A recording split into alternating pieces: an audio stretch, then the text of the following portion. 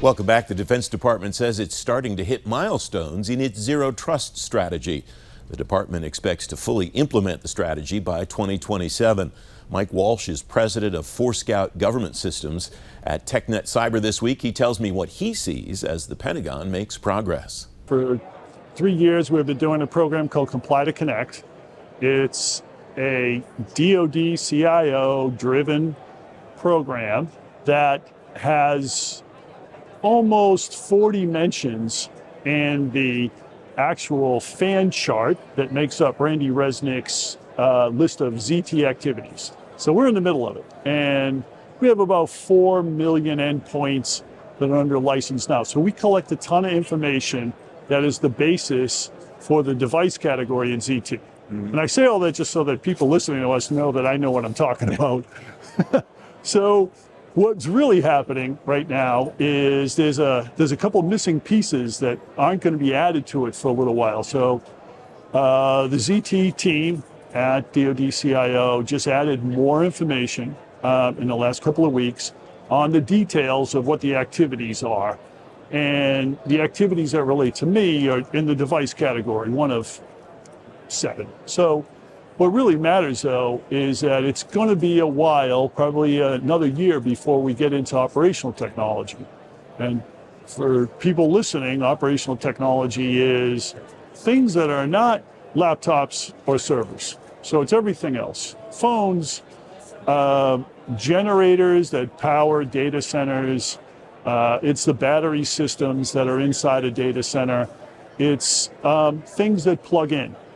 So I know you're already bored already, Francis. So let me tell you what things are interesting that are plugged in. The pipelines that go to airplanes on a Air Force space. So that base needs gas. Well, there's something that pumps that. That thing's actually electronic. And it's also got 90% of the time an IP connection into either the DoD or the internet. And it's that is going to be another year before the ZT activities can be added to it. And what's somewhat controversial in our little world here at the show is that the operational technology activities that are to be attached to OT have a giant threat sitting on top of them right now. So it is discussed widely about the Volt Typhoon espionage hack. And it's in many, as in most, public sector systems. So it may not be in all of them. It may not be in every public sector, but it's in a significant number. And we know that because, well, Cyber Command sees it, NSA sees it, and then we see it because our commercial customers and our other public sector customers install our software. And what's interesting is that it's espionage. It's not there to be malware. They're not trying to do ransomware. They're not trying to turn anything on or off yet, but it's installed. So there's been a series of new updates. So give you an example. Our friends at NSA issued a BOD.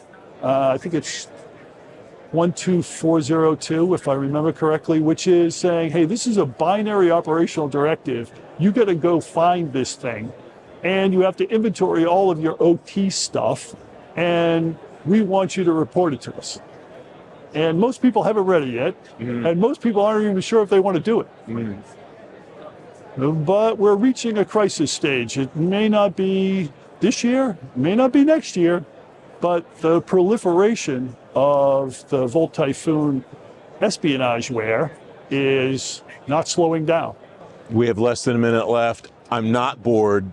This is what I live for. I'll try. No, don't do that to me. Very quickly, though, what are you telling your people inside the department, your partners inside the department, that they should do action-wise about the things that you just described? Inside of this giant program, Comply to Connect, which we are the primary supplier of software, we're telling them, use the OT licenses that you've already bought to at least enumerate what your inventory is so that you can meet the BOD from NSA. Because all of that's going to show up next year in the test that you're going to get from the ZT office to prove that you should get budget funding for your ZT effort. If you miss that, you're going to be in trouble in 26 and in 27.